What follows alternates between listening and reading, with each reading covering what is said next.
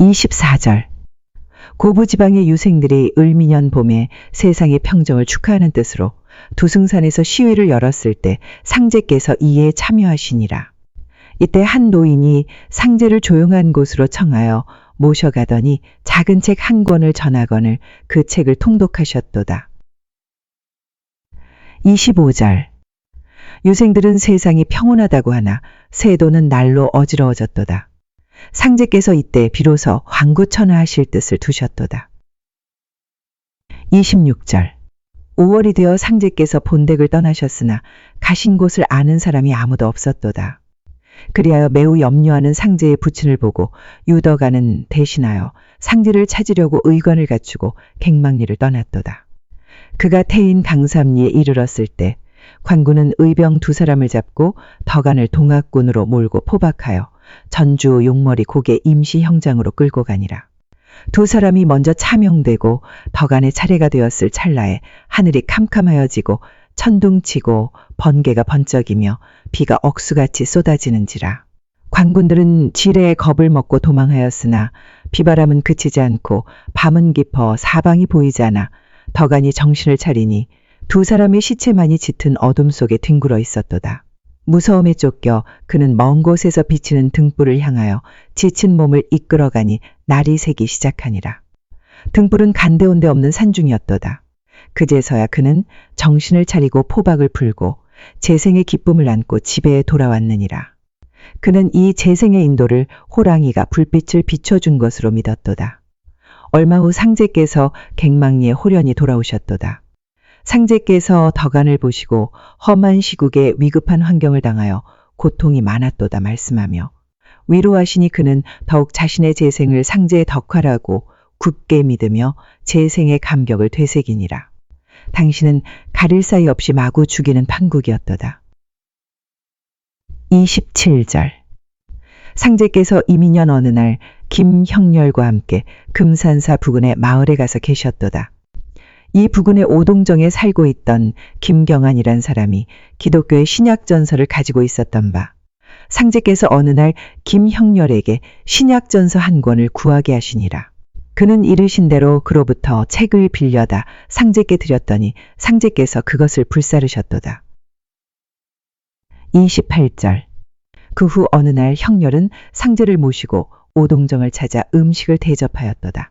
이 자리에 경안이 찾아와서 빌려준 신약전서를 돌려달라고 말하기에 형렬이 우물쭈물하면서 딱한 표정만 짓고 앉아있노라니 상제께서 가름하시면서 곧 돌려주리라고 말씀하시니라.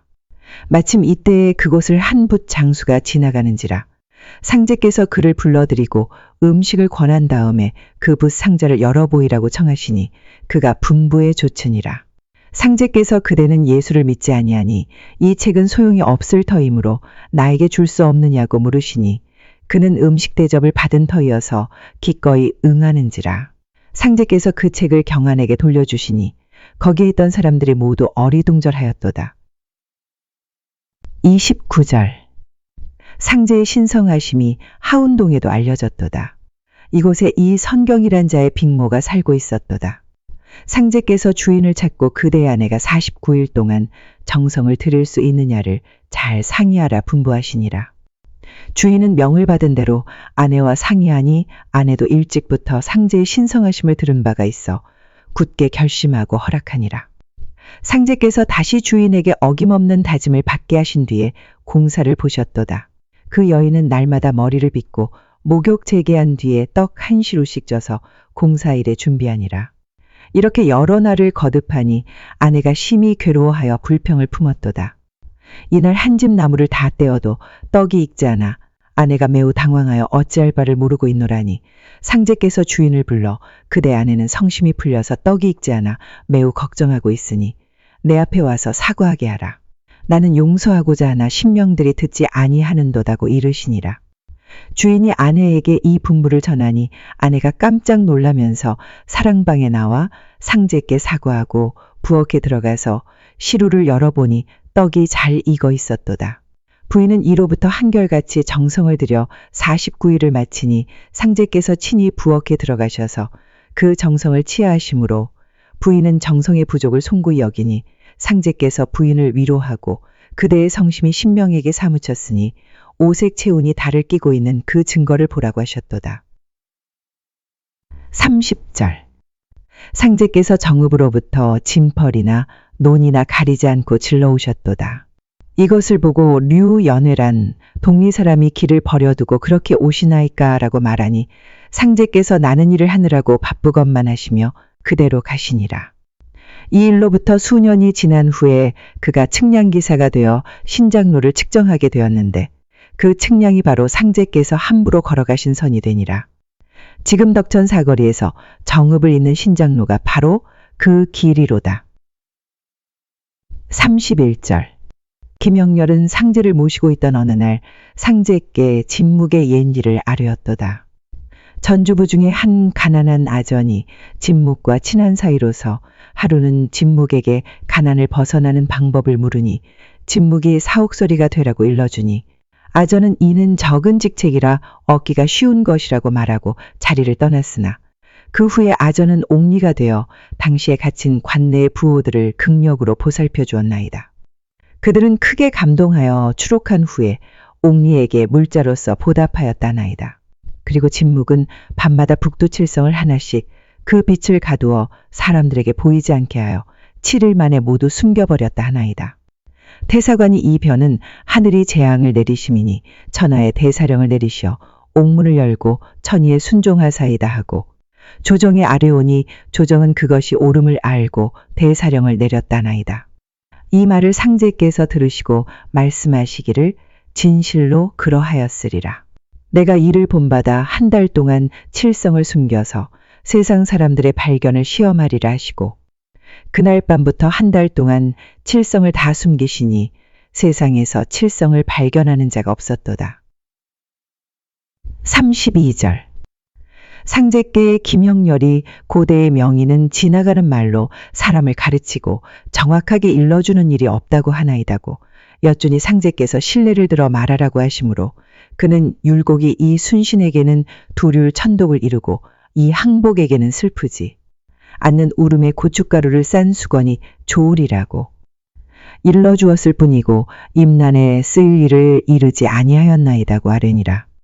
그의 말을 듣고 상제께서 그러하리라. 그런 영재가 있으면 나도 가르치리라고 말씀하셨도다. 33절.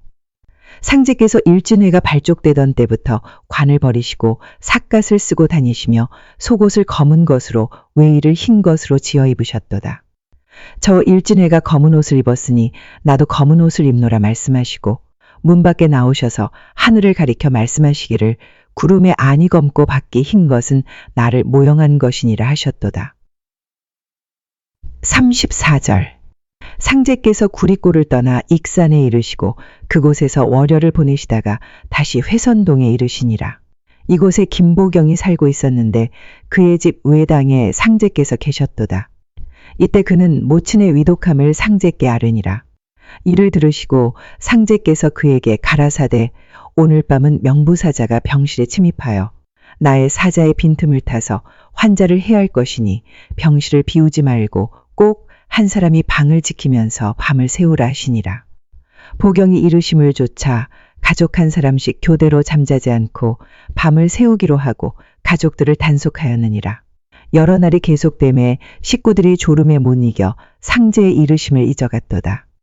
이날 밤 보경이 깨어 방을 지키다가 깜박 잠에 빠졌던 바 이때 상제께서 외당에서 급히 소리쳐 부르시니라. 그가 놀라 깨어보니 벌써 모친은 운명하여 있었도다. 상제께서 말씀하신 나의 사자는 바로 병자를 간호하는 사람을 가리키신 것이로 대 식구들이 그것을 깨닫지 못하였도다. 35절. 이날 밤에 갱망리 앞 발천리에 벼랑간 우레 같은 요란한 소리가 나자 오동팔의 집이 무너졌도다. 다행히 사람은 다치지 않았느니라. 그 후 얼마 지나 그가 무너진 집의 제목을 모아가지고 집을 세우기를 여러 번 되풀이하였으되 그때마다 집이 무너지는도다. 그는 부득이 술집을 거두고 움막을 치고 농사로 업을 바꿨느니라. 농사로 살아오던 어느 날에 면이 없는 사람이 와서 움막살이의 참상을 보고 손수집을 한나절 만에 세우고 흔적 없이 그대로 돌아가는지라. 사람들은 수십일 걸릴 일을 하루도 못되게 완성한 것에 크게 놀랐도다. 사람들은 이것이 상제께서 측은히 여기사 신장을 보내신 덕이라 믿고 더욱 상제를 좇는도다. 36절. 김영렬은 겨울의 추위 속에서도 상제를 모시고 있었도다. 전기를 타고난 사람이고 그가 있는 주택의 지붕에는 백설이 쌓이지 못하고 녹는다 하나이다 라고 아뢰니 상제께서 가라사대 진실로 그러하랴. 이제 나 있는 지붕을 살펴보라 하시니라. 형렬이 밖에 나가 살펴보니 일기가 차고 백설이 쌓였는데도 오직 계시는 그 지붕에 한 점의 눈도 없을 뿐 아니라 맑은 기운이 하늘에 뻗쳐 구름이 가리지 못하고 푸른 하늘에까지 통하니라. 그 후에도 살펴보면 언제나 상제께서 머무시는 곳에 구름이 가리지 못하는도다. 37절. 금산사 청년아매 중 김현찬이 전부터 상제의 소문을 듣고 있던 차에 상제를 만나게 되어 명당을 원하니 상제께서 그에게 믿고 있으라고 이르셨도다. 그 후 그는 환속하여 화촉을 밝히고 아들을 얻었느니라. 그리고 김병욱이 또한 명당을 바람으로 상제께서 역시 믿고 있으라고 말씀하셨도다. 그 후 그도 바라던 아들을 얻었느니라. 수년이 지나도록 명당에 대한 말씀이 없으시기에 병욱은 주시려던 명당은 언제 주시나이까고 여쭈니 상제께서 네가 바라던 아들을 얻었으니 이미 그 명당을 받았느니라고 이르시고 선천에서는 매백골이장지로 돼 후천에서는 불매백골이장진이라고 말씀을 하셨도다. 그 후 얼마 지나 현찬이 상제를 배웁고 명당을 주시기를 바라므로 상제께서 명당을 써서 이미 발음되었나니라고 말씀이 계셨도다. 38절. 어느 때인지 분명치 않으나 상제께서 이런 말씀을 하신 때가 있느니라. 고부에 나보다 학렬이 높은 친족들이 계시는도다. 내가 그들을 대할 때에 반드시 학렬을 조차 말하게 되느니라. 이것은 윤리상 전통이라 무슨 관계가 있으리오만 모든 신명은 그들의 불경한 언사를 옳지 않게 여기고 반드시 죄로 인정하느니라.